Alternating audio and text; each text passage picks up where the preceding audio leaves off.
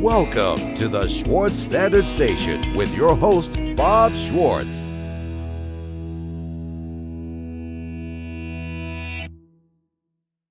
We're here today doing what we like to do, which is we like to talk to Kansans about Kansas. And going along with visiting with Winnie Brewster last week, we're going to talk today, Charlotte, with Loren Ziegler. Loren Ziegler, because I will probably call him Zig. Recently retired educator and coach here at Silver Lake. And we're just going to kind of run around the gamut because Loren and I have known each other for many years, and a lot of water under the bridge, over the bridge, through the bridge. And we're going to just talk about Kansas and where he's from and all that. So, Coach, the first thing I'm going to start out with is, did you watch the NBA playoffs last night? Yeah, I caught the tail end of the Philadelphia-Atlanta game, which was the best part, of course. and it hurts when your point guard can't shoot free throws. Yes, that Sneaks could create some up issues. much. Yes, that could create some issues. Or anybody for that matter on your team, but definitely the guards, yes. All right, so we're going to go back to, let's see, I think you got out of high school in 74. Correct. Okay, so I'm going to go to 1954. Okay. And a little guy was born in Gove County.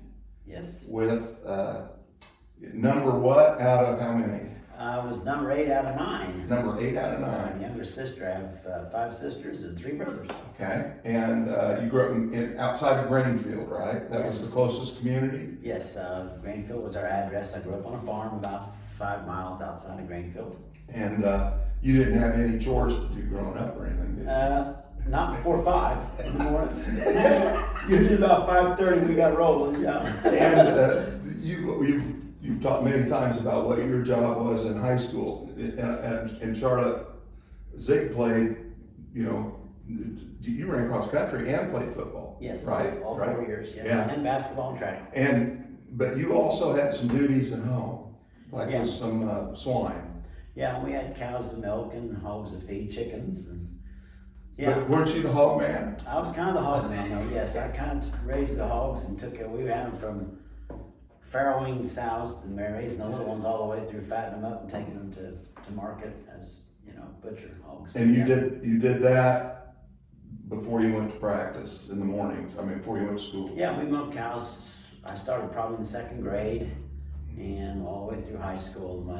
After I graduated, my dad decided it was time to quit because he had no boys left, so the cows went when I went. He lost his cheap labor. Yeah, he lost his labor. Yeah. So I think that's there's a great, and there's tons of us, or tons of people like yourself that grew up busy, doing stuff. Yeah. And I think another story that people can relate to, you always said that when you went to college, your dad filled up your gas tank for you. Yeah, and that was pretty much it. You Yeah. just go as far as you can, and you're on your own. Yes.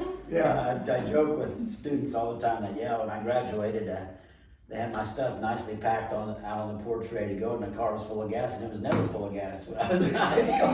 So good riddance, and get going. We're gonna have to get you down to Manhattan and get you about 200 miles from home. Then you're on your own. Yeah. And that's, I think that prepared you well to kind of spring forward.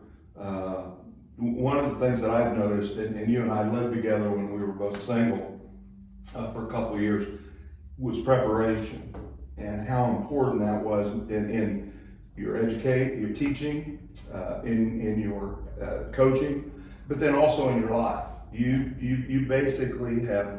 Why don't you talk a little bit about that? Well, that probably started in my youth. I mean, we worked hard, obviously, growing up on the farm. I mean, there was work to be done by not just me, but all my brothers and sisters. I mean, we all have responsibilities and duties, chores to do, and carried into high school. I mean, staying on top of things where you were doing sports and being a good student, and just preparation was important. The same way of going to college. I mean, I think it's just a matter of putting the work in and doing the stuff you have to do to be successful as a high school student, college student, and then on into adulthood.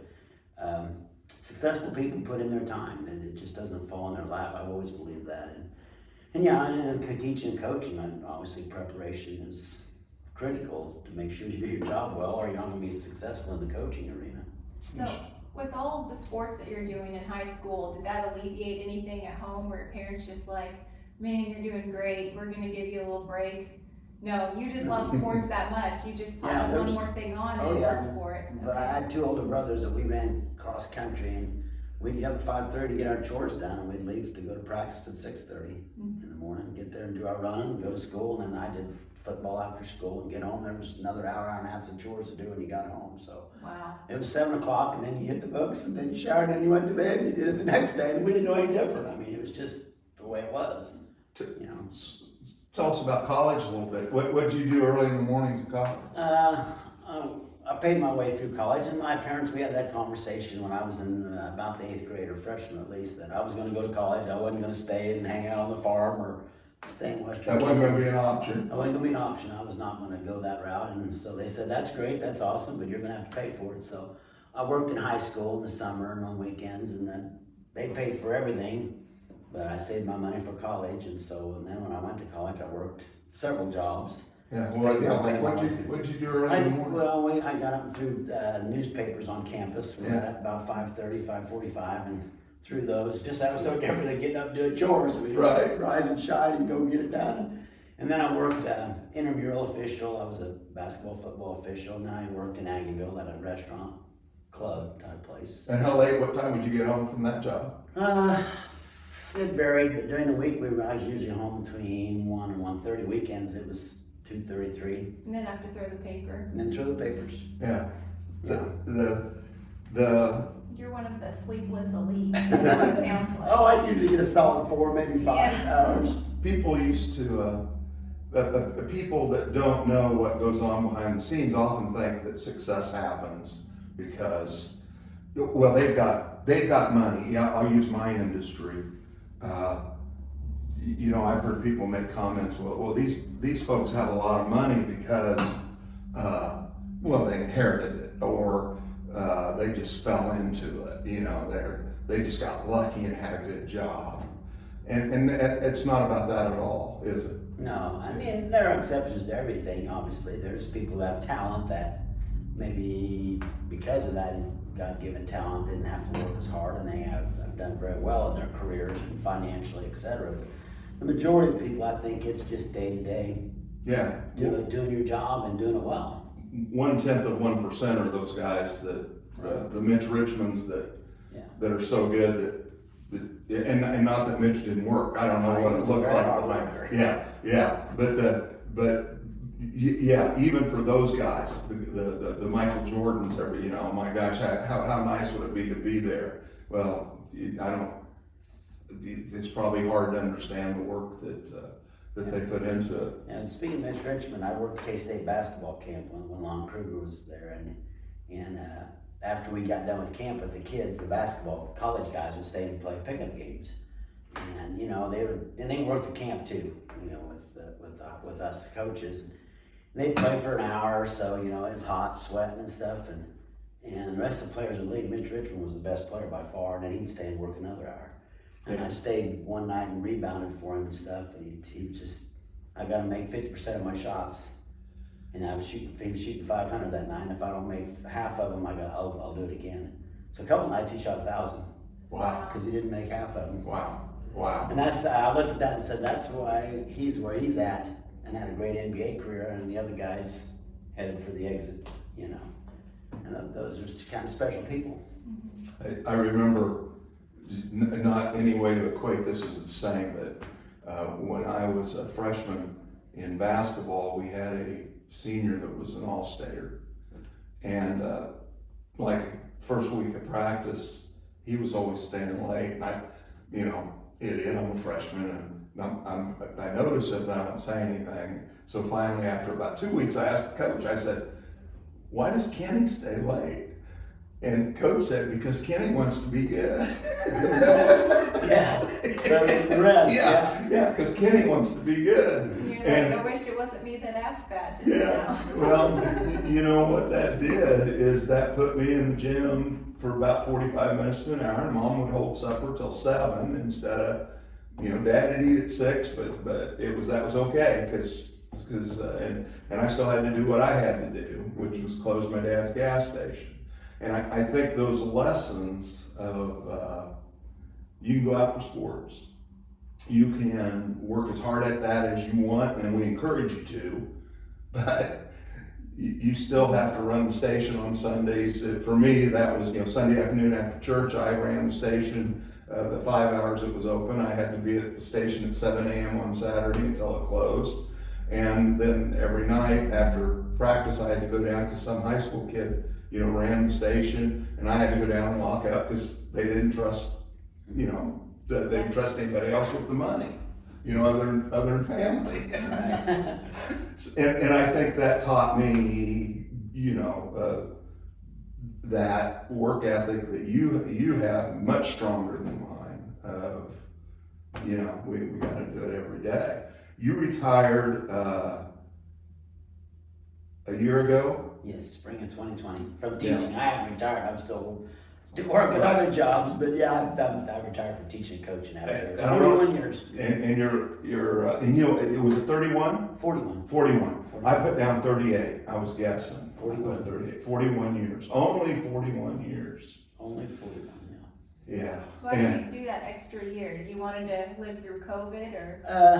It was just, I don't know, I just had kind of picked, that was probably the year when I turned 64. Oh, I see, so that was another milestone, Yeah. Gotcha. And I'd coached, obviously, 3 sports. I took 3 sports off, 3 seasons off out of the 41 years. So basically it had been 40 years of coaching 3 sports. And Charlotte, I think this is interesting. I followed sports in Kansas pretty extensively for a sports enthusiast guy, and I like Kansas sports. Most of the time when you hear a coach getting out,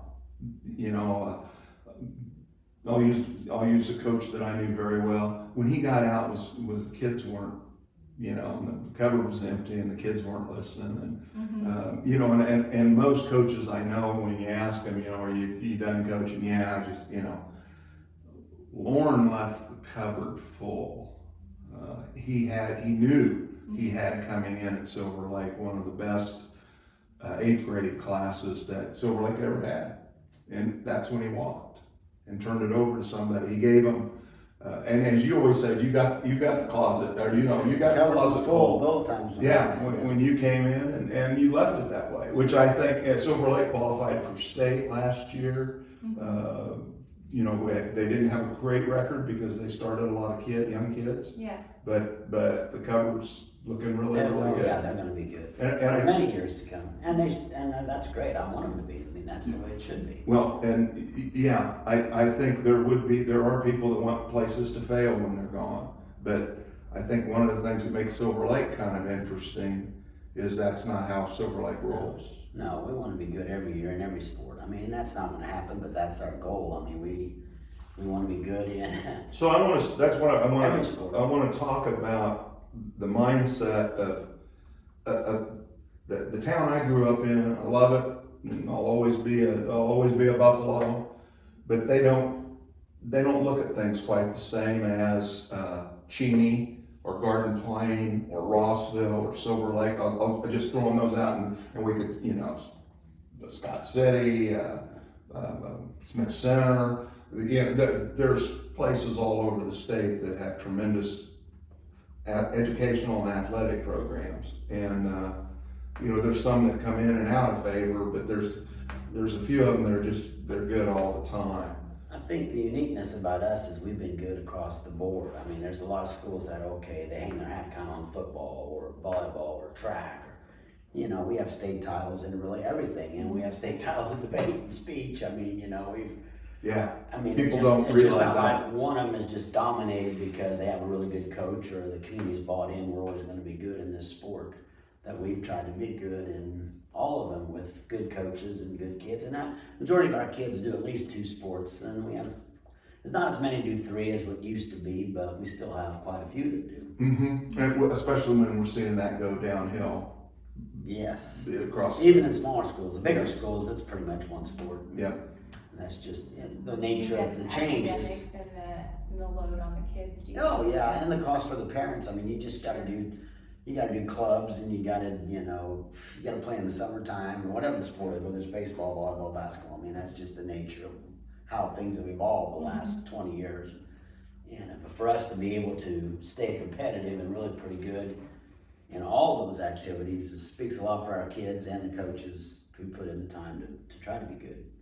So one thing I always appreciated, Loren, when you coached, and then we're going to talk about coaching legacy here in a minute, but talk to me about your preparation. A game on Friday night, and you got your Tuesday night game out of the week. Talk to me about your process of getting ready for that Friday night game. Whether it was a Tuesday night game, whether it was home or away, I'd go home and watch the game that we just played and take some notes on it, and then it varied. If it was a home game when I had more time, I'd watch our next opponent and kind of take a few notes on it, and usually try to get to bed by midnight. If it was a road game, we didn't get back till 10:30 or 11. Probably skip our game from that night and just watch our opponents' games. Again, still trying to be done by midnight. And then early in the morning, get up, start on a practice schedule, and finish it up during my playing time. We usually spend about at least 30 minutes, sometimes as much as an hour, to make sure we're covering all the bases, doing the drills. And Did you ever have a practice without him? never.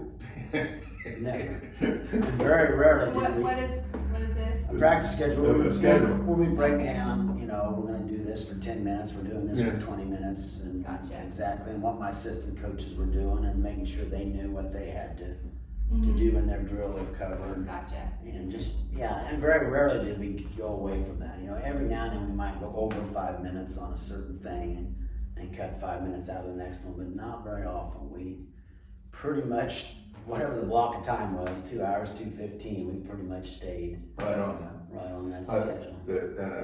Then my break-in story, I'm that same freshman kid, and then my sophomore year, a new coach came in, and I'm still an idiot as a sophomore, and at practice, he's pulling this paper out, and so after he does that for about 10 days, I go, Coach, what's that?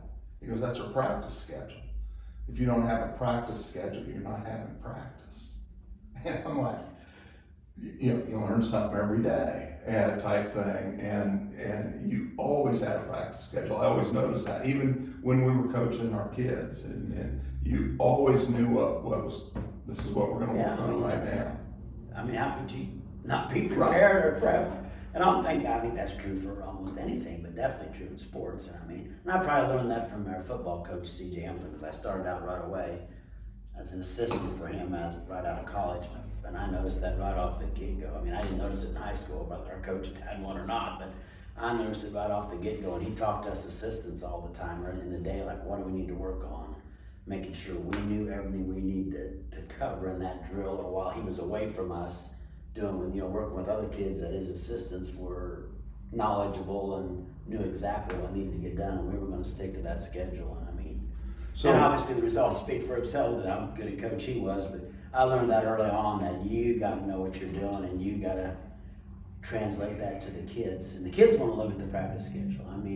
I'd post in the locker room, the kids would know exactly, and I'd tell them to look at it, and you better know where you're going. So you shared it with the kids? Oh, yeah. Yeah, and CJ did too. We posted. So you never had a note next to it to kick somebody's tail? Get on so-and-so. No, there might be. Today's the day to run off this kid. There might be a certain emphasis in a certain area, but no, they just knew what drills we were doing, or what the scrimmage time was, or et cetera, and where they were supposed to go, So let's spin over for a second away from sports then. And you taught business classes, Yes. and I know you always had lesson plans there all Yes. the time. And so we've always talked a lot about money, about investing, about saving, etc. Do you think somebody can end up with money as an adult if they don't have a plan, a schedule to have money? There are exceptions to everything. They might fall into something. They Right. might win the lottery, or inherit something. But I think it's going to be like we've talked, and you've taught me. I mean, it's systematically planning your budget and determining what you need to do and how much is available. Really, I've always believed it's not how much you make, it's what you do with what you make. Absolutely. And how you use it and how you use intelligence and I have clients. discipline and how you spend your money. I have clients that don't have a whole lot of money that are wealthy, in the sense of that will never spend, they don't have a lot of money compared to other people, but because of their spending habits, their lifestyle, etc., they're wealthy, and I've got clients that anyone would consider extremely wealthy that really don't have enough money because they don't handle it. And I'm biased in this, obviously, because I've taught this area. I think personal finance ought to be required in high school, just like English, math, government are required. I mean, I had a student teacher from a different area. I think he was going into social studies. He came down and, part of the deal was they were supposed to go observe other teachers to pick up some things different from the teacher they were working with. And he was there one day when I was kind of reviewing for a test over, and investing and planning and mapping out your future. And he goes, "Whoa, I learned a lot today. Not what you were teaching. I mean, not how you were teaching, but what you were covering. What you were talking about. This should be taught in every high school." And I said, yeah, it should be. There are so many people that come into me today going into retirement, and I'll say, "How much do you spend a month? What does it cost you a month to live?" We have no idea. And that's just part of that game planning. You need to know where your money's going if you want to have something down the road. And it's very boring. Having money is, it's kind of like, it's not the glory of winning the game, it's all the work you put in to get to that point. And it's the same with accumulating assets. It's not so much saying, "Oh, we've reached a goal or a destination," but okay, raising your kids. You remember the trip. Yeah, or it's, like you talked about, if you wait till 45 or 50 to start your planning for your future or your retirement, you've missed the game. All right, it's no different in coaching. If we go, "Oh, we're just going to get excited when sub-state or state gets here," sorry, but it's not going to happen if you haven't done the work beforehand. Yeah. Nobody just ends up being there. And then, and that brings up, gosh, we could talk for like 10 days. That brings up another thought. Some schools, so some schools reach a set goal and then they're done. It's like they spent all their energy getting to that goal and wasn't that great. And I think a lot of schools are that way. And when I tell people this about Silver Lake goes to state and they're happy. They're excited about it, but they're not satisfied. Right. They still have an appetite. And I tell our kids all the time, we usually have more success in 1 year than most schools have in a decade. Absolutely. Absolutely. I mean, just, again, covering all the sports, the whole. Mitch Holtis used to announce basketball here when he lived here, and he'd say home of however many state championships. And I would sit there and think, gosh, are there more left in the tank? Oh, yeah, there are more left. Since Mitch moved to Kansas City. More. Yeah. And we're going to win some more yet. Talking about, so to speak, financial literacy. I took these notes last week. I'm going to let you hold me to these, Zig, but I wrote these things down that I started out with everyone deserves an equal shot at financial well-being. We all supposedly live in a country, we all have, we certainly in Kansas, I think all of us when we were kids, we had the same chance. And we need to do financial literacy that way, where it's not what your parents teach you or what, my mother taught me to add, but she didn't teach me to do algebra. An educator did. And what we need to have the disciplines is how to manage money. Then there's 6 principles there I won't go into.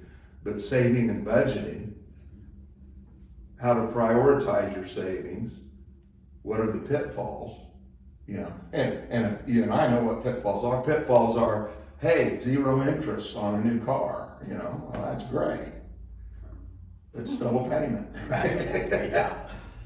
Habits of the financially independent and have your credit and debit work for you as opposed to and how many people have you and I known in our young lives and as we've aged that have gotten into credit?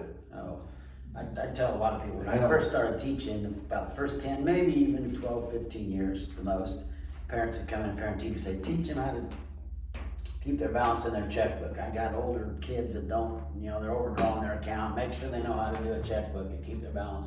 And I'd say in the 90s, somewhere changed to forget that, teach them how to use credit. Because I got a kid that's way overdoing credit, and they're going to struggle for many years. And so yeah, it's changing times again. Technology, obviously, bank accounts are easy to keep track of now. All they got to do is look right now. It's easy to tell what you spend. Yeah, when I have clients tell me now they don't know how much they spend, I want to go, whoa. yeah. I think that's just as easy as getting online. Right. I think one of the key things that needs, I took those notes under the auspice of not Silver Lake, not just Silver Lake, but every school in Kansas. The kids deserve getting a financial education because the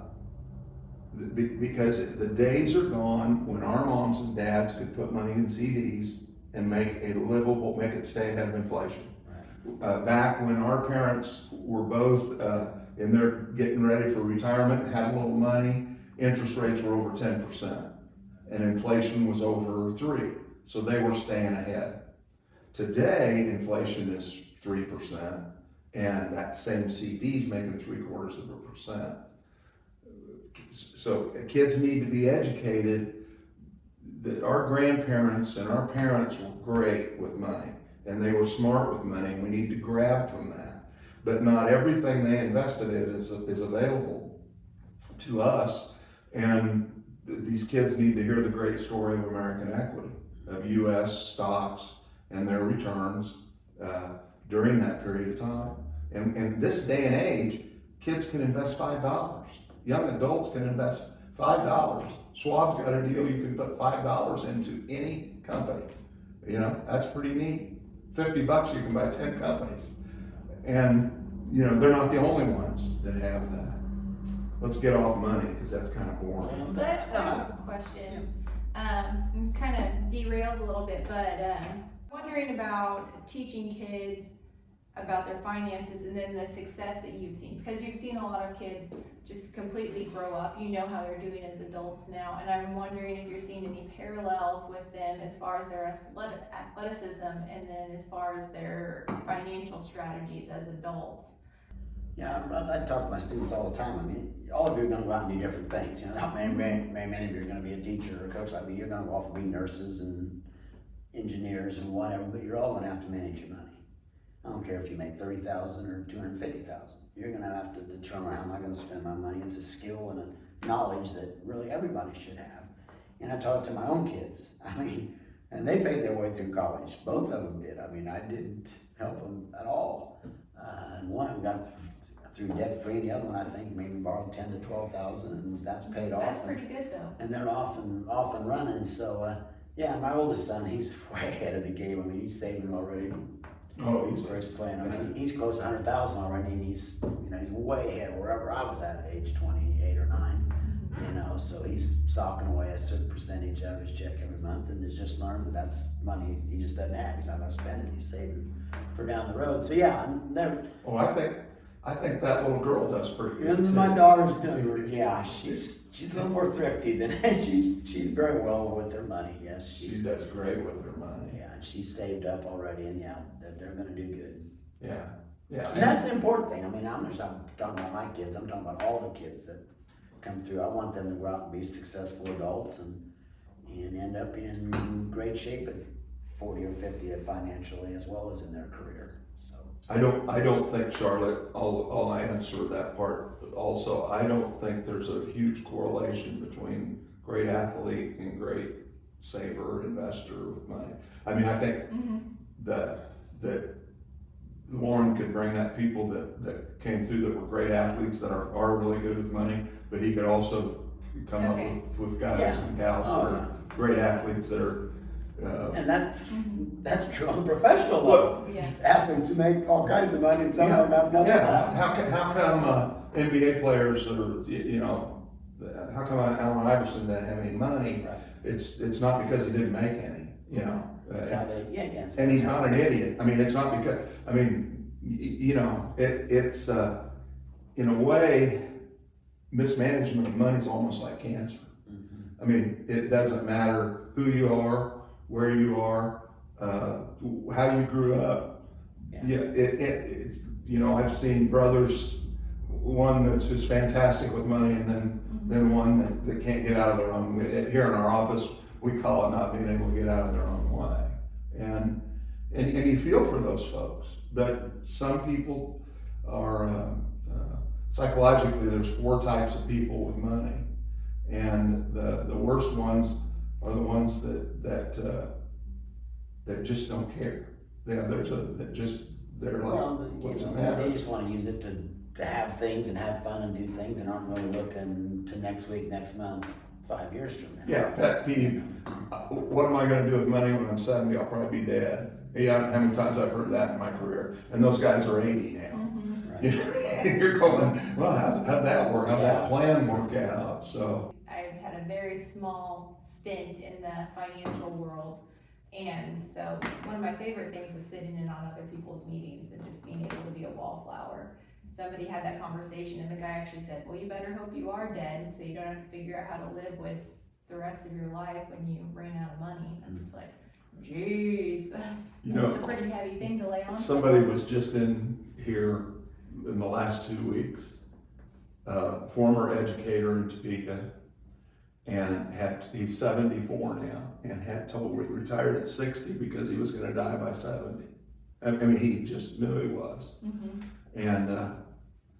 And I said to him, when he said that, I said, well, we've got a plan for the missus if you're going to be gone. You know, we got to take care of her, you know, of your wife, and make sure that she's comfortable. And I said, we also have to plan like you're going to live. So he was in here the other day and still playing golf, still just active as all get out there. So how'd that work? How'd that plan and diet at 70 work out? He goes, well, it did, and I'm pretty happy about it. And you know, you don't. I don't think it's good to be a pessimist about how long you're going to be around, but you definitely can't do that with your asset base. You can't go, well, I want to have it all spent. Well, one of the stories you always hear is, I want to spend my last dollar the last day I'm on earth.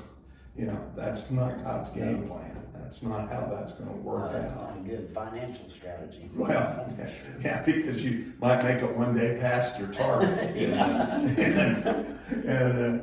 The name of this show is a nod to the Standard station that Bob's father owned, where many friendly debates were had and deals were done. Bob has many fond memories of traveling through rural northeast Kansas, delivering fuel to farmers, and learning what makes each small town unique in history, and continuing those journeys of service to these special towns is still one of Bob's favorite perks. Share your personal story and hopes for the future with us. Visit us at bobschwartzfinancial.com.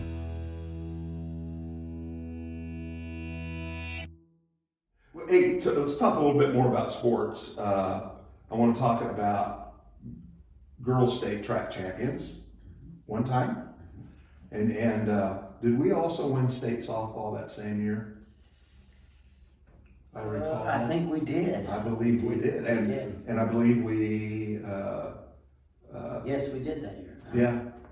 Yeah, and the best softball player was on the track team, if I remember right. Yeah. Who went the next day after state track on a Saturday, went and played in the tournament on a Sunday, if I remember the story right. And if you're talking about Alex, probably, Yeah. She was a phenomenal athlete, yeah. So let's talk about track athletes that went to Division I.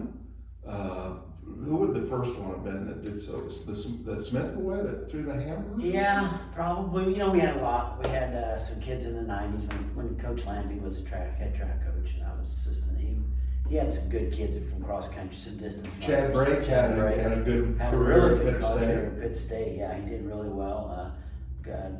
Torres kid ran out at Hayes, did okay. I mean, we had some kids back then that did good. And we had some other sprinter type kids going, you know, at the lower level, smaller schools. But I'd say the Smith kid walked on to K-State and did really good in the hammer throw, and then, you know, which we don't even do in high school. He just kind of just kind of his niche, and he kind of did well at it. And then we had Alex Ferguson, great athlete, sprinter, and middle distance runner, still at K-State running on there. And then obviously Logan Wolfley off the charts. Done really well. Got her done this year, Just didn't recently the Big 12 champion. I mean, that's he? He texted me. that's pretty fun. I told both of them when they went to K-State, I said, this is the big time now, guys. I mean, you're going to go against some of the best athletes in the country. I didn't say world, but the best athletes in the country. That you're going to be competing against. This is the highest level. I mean, and that's absolutely true. I mean, Texas has some really great athletes, and Oklahoma. I mean, that's good competition. So Truly, they've done really well. I'm going to read you Logan's text message back to me Saturday night. I have been shown that anything is possible if you really go for it and know how to attack it. That's awesome. And he said, I asked him, I went down and watched him throw at College Station. And I asked him, we went out for breakfast one morning. And I said, what is the biggest thing, And he said, well, there's two. He said, the first one, I asked my coach for help. And think about that. I asked my coach for help. Otherwise, he showed his coach. I mean, and this is at Division I level, but his coach saw that he cared. And he said, I've had more conversations in the last year with my coach than I had in the previous 3. And not because the coach didn't respect him or like him, but he asked his coach That's for help. probably a maturity thing and understanding that And then I may need some help. And then the other thing, and I'm laughing because I told him that he needed to do, but I said he got granted another year of eligibility. So kind of your do-over thing. That's pretty, it's terrible for kids coming out of high school, but it was pretty good for elite athletes. And I said, give it everything you got. Don't, if it's bad for you, don't do it. If it's good for you, do it. And don't waver from that, because it'll be over before you know it. And so like we're eating breakfast, and I mean, he is eating perfect, and he called me up one day in March and he said, I want you to know something. I go, what's that? And he goes, nothing's gone into my body since last November that is unless it's going to make me stronger and better. And that's just a discipline thing. Yeah, That's just getting her done. Trying to be the best you can be. Yeah. Yeah, I'm really happy for him. He's a great kid. I mean, I coached him in football. I really didn't coach him much in track because I'm not the throws coach. I mean, other than meeting with him before practice. But I didn't plan his workouts. My assistant coach did all that. I did my workouts for my kids. But we have a great coach too, Amy Farley. She's a tremendous throws coach. And I know Logan would say I was probably where he got started in his love for the javelin. He loves him some Coach Farley. Yeah, she's excellent, and she's a great classroom teacher. But she's great. I think one of the key things is that elite athletes always figure out that they're not elite athletes because of just that they're elite. That some coaches that had a big hand in it. So one state track championship. How many football teams were you an assistant coach on? For state champions? 8. 8. And I know you would agree with this with your state basketball championships, that the last kid on the bench is just as important as the head coach, right? Oh yeah. So 8 state football championships. I happen to know you were the offensive coordinator in most of those, I think. Some of Coach Bledsoe was. And then Coach Bledsoe, but I you worked were up, with him. you were up calling a lot of plays, and you coached the JV every year. And okay, now let's go over to girls basketball state championships. 6 total, and 5 as was the head coach, and 1 as the assistant. One as the assistant. But again, I know you, and that 12th kid down on the bench was just as important to you as a head coach, or your, Coach Stewart. Yeah, when Coach Stewart was here, Coach Brown. I know he was just as. I know you let him. And the other thing I always respected about you is you let your assistants coach. with you. And like Coach Brown pretty much, I believe, ran your substitution. He did all the Yeah, and I think that's real important and as a learning experience for your young coaches to come through and step up. Yeah. So 6 state championships, and now let's talk about young ladies that you coached. I know that you coached a basketball player that was on a state championship team that lives in Rossville, who has an All-American son in football, and she's also in the Pittsburgh State Hall of Fame, Wendy Horak, and she was a good basketball player for you. A tremendous softball player. Great Yeah, softball she was probably player. our first really good softball player back in the early 90s. Yeah.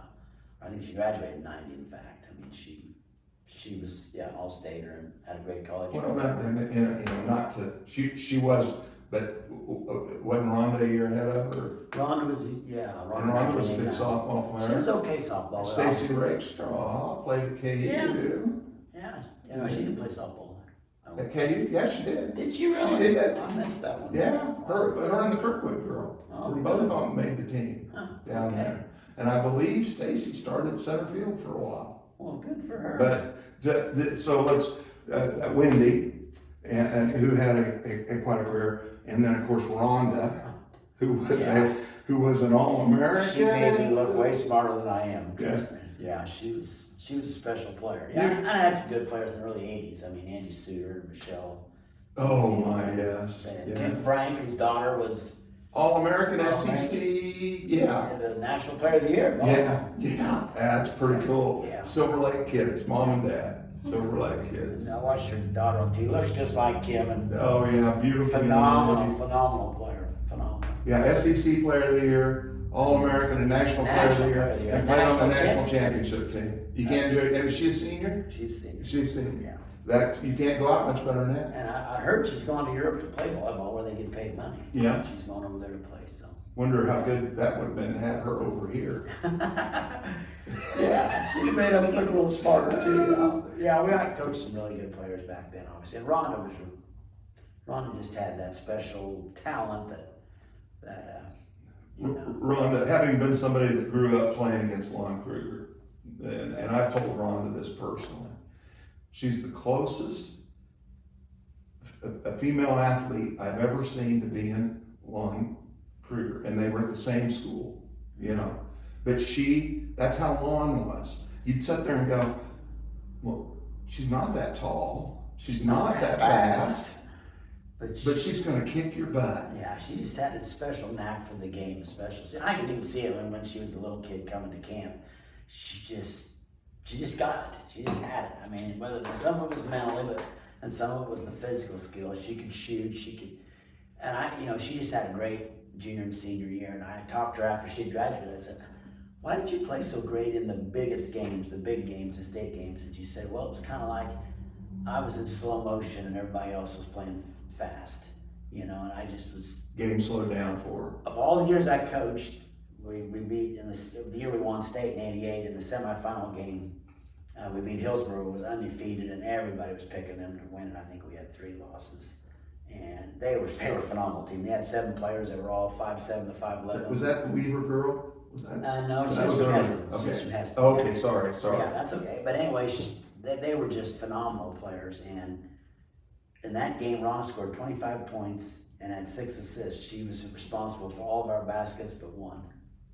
The whole game.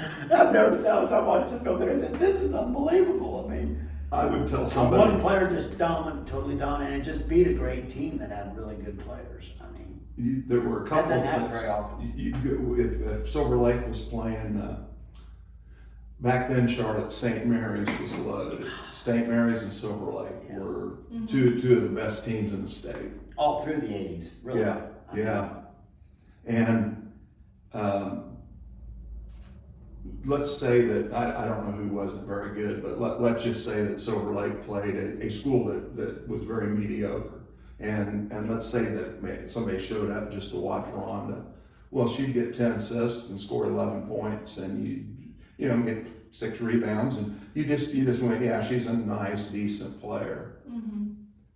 and both Zig and I have watched a lot of good basketball players that will light it up against poor teams. You know, they'll get 30 and I mean, they'll just be all Right. about It sounds like she saves that for the big But game. yeah, and then some of those players, they get in the big game and then they score 11 and you're wondering what happened to them. Ron, you just wouldn't, you know, mediocre teams, you noticed she was good, but not. Well, that same year that we beat Hillsborough was really good. In the first round game, we played Cimarron, and they had a 6-foot girl that was an All-American at Fort Hays. She averaged 28 points a game. She had a game she scored 56. And I didn't have anybody taller than probably 5'9", and she's 6 foot and really good. And Ron just had a phenomenal game. I mean, Ron scored 37, and this girl, well, I felt good. We held her to the 32. Yeah. You know? But she was a great player. It came down the last possession. I think we beat them by 3, but it was a great game. And I mean, I remember we didn't go to that game, but we listened to it. And I mean, that was kind of her coming out. I mean, that was kind of like when I, as a fan, went, "Oh, this is special." And Ron, she had that special. She was not a rah, kind of like I'm a crazy wild man. Yeah. She was still quiet. And my assistant laying one time, she stole the ball, went and scored a layup. She kind of went like this one time. And goes, "Oh boy, she's pumped up now." But again, she was so steady. She was just so calm, so just didn't make mistakes. Again, much like Lon was, yeah. I mean, he wasn't cocky, he wasn't flashy. Ron the same way, Yeah. but just got the job done. And everybody followed her, just like everybody followed Lon, because they're just natural born leaders. Yeah. And I enjoyed watching her. And the other thing I was going to say was when she was a freshman, one night at a home game, I was up at the game, and then afterward the game, Coach Ziegler came home and I was already at the house, and he goes, "Doggone it, sometimes she'll do 5 things in a row terrible, and I'm just about ready to pull her out. And then she'll do something that nobody else on the planet can do." Yeah. and that was as a freshman. So, and then, of course, the Davis girls played for you. Both of them were excellent players. And the Moeller girls, goodness sakes. You don't win with coach. You win with good players. Well, it takes both. But Kathy, I believe, started at Washburn as a point guard and a softball player. And could have played 4 years, but concentrated on softball. They both, the softball coach pretty much said, if you're going to be a pitcher, this is not going to work. And she was a really good pitcher, honestly. And so she picked softball, which was probably her better sport, but she was a really good nice basketball player, And then going forward to Mackenzie, Freeman, All-Stater, played, got a drink of water at Division I level. Yeah, played at Illinois State and did a nice job, and ended up finishing at New York. East, Long Island. Yeah, Long Island University, And now has got her PhD. She's a doctor. Yeah, physical therapy. Mackenzie. Yeah. So, you know, and we've missed a whole bunch of good players. Oh, just the ones from the team from 16, the ones that just graduated. Oh my goodness. Yeah, they were a special group too, That, down at Eudora, when you played DeSoto, that ran all those trees out that could play basketball. I mean, they were good. They were, in my opinion. They went to state in 4A. Yeah. 5A. In my opinion, they were better than you. I mean, you know, they were 6 foot. I mean, they were all 5'10". They were all 5'10", And that my was little midgets out there, but those girls were phenomenal. And beating TMP at state was, and I went Sabetha too. I mean, they were both really good. And the Hyman girl. I'm going to try to get the Wagner girl. Taylor White. And then the other Yoder girl. I mean, we were just. Who was that little guard? Oh, Lexus. Lexi Gifford. Wouldn't you hate it? Wouldn't you have hated in high school to be the guy who was breaking the press and have her? Oh yeah. And that team was special. Mm-hmm. And you want to talk about some fortitude and guts those girls had. Yeah, it really happened the year before. We were out at state first round game playing Remington, and they were tall too. They had 6'5", 5'10", 5'9". I mean, they were good too. I think they had 2 or 3 losses. We got behind 8-0 timeout, and I never take a timeout that early in the game. And then when it's 16-4, I take another timeout. They're just killing us. We can't stop them. And we got a little momentum in the second quarter. I think we were down halftime, maybe 12-13. Hung in there, but then the second half we were just were not going to lose. I mean, and I kind of talked afterwards that we were relentless, and that was kind of our theme for our senior season, that we were just going to be relentless. We are not. I don't care. We got a bunch of little. Yeah, we're very tall. We're very tall. We're very tall. We're just going to be relentless. We're going to get after you from start to finish, and we'll check the score at the end. I mean, and then that's just how they played all year. Played Sabeth in the state championship game. They had both their boys and girls, I think, in the state championship, didn't they? Yes, they did. So they had. I mean, we always had a huge crowd, but they had the a town huge there. crowd. Yeah. And they had a great team too. They only had 1 loss, and that was to a 5A school. I mean, Where did point guard go play? Did she play? initially went to Kearney in Nebraska, and then she came back to Washington. I don't know if she didn't like it or was. Did she play there or she? Oh yeah, she was a 3-year starter. At Washington. Okay, yeah, she was a special player. Oh, yeah, coaches. Yeah, she was a nice player. And she didn't. I don't mean she was a great attitude, great player, but she was getting the harassment she received from those 3 guards.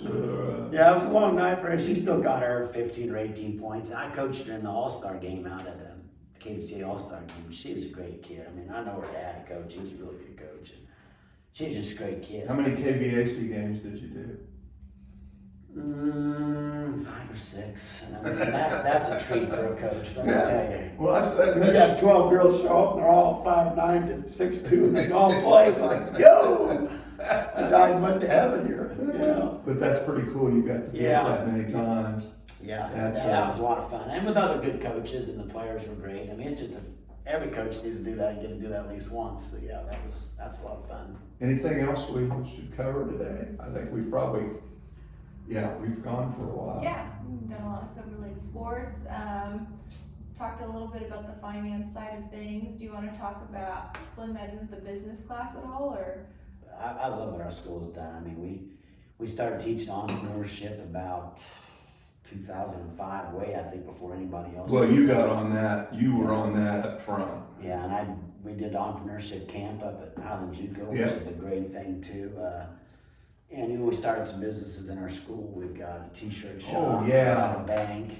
We have a student-run bank. We have a photography business through the journalism department. We have a banner and screen printing type thing. So every how every school, they make it to state. They get a t-shirt that says Silver Lake going to state, or Rossville going to state. Zig started a business with the school that in Silver Lake, if you see a mom, 88's mom, or whatever, that t-shirt's made at Silver Lake High School. So Silver Lake is teaching kids the skill to run a business. Zig did. Secondly, they're making the money instead of a t-shirt company, and there's a lot of money to be made in the industry. They were big. And we run our bank thing where we had kids come in to save, and we obviously don't make a lot of interest, but just a place to keep their money so it's not dropped or stolen out of their locker or something. And I think the highest we ever got up to was $48,000 we had saved in the bank. Oh wow! For our kids, and in faculty had too. And that was through our fundraiser activities too. Like most of the sports have their fundraiser, and they had pretty decent balances. Obviously, it was a pretty big chunk of that. But I'd say student-wise, we probably had 15 to 20,000 saved in there by our students. That's really cool. Yeah, that brings up. And it was great for the kids that worked there, because now that was something they could put on their resume. We had kids that got scholarships because of that. I had a lot of kids worked in banks while they were in college. Some of them worked here at Silver Lake Bank. Caleb Swart? Yeah, we had several of them work there. One of my students, Brendan Vega, now works in Topeka Bank, got his degree in finance, and started out there in the bank. So that's a great thing. And that was a little bit of Mr. Hallister, superintendent, kind of what I call forward thinking. Getting some real life skills here for kids running the t-shirt business, And Mr. Womack, our principal, was pushed for that too, so yeah, I think that was it's a great thing for kids to have that opportunity. the bank.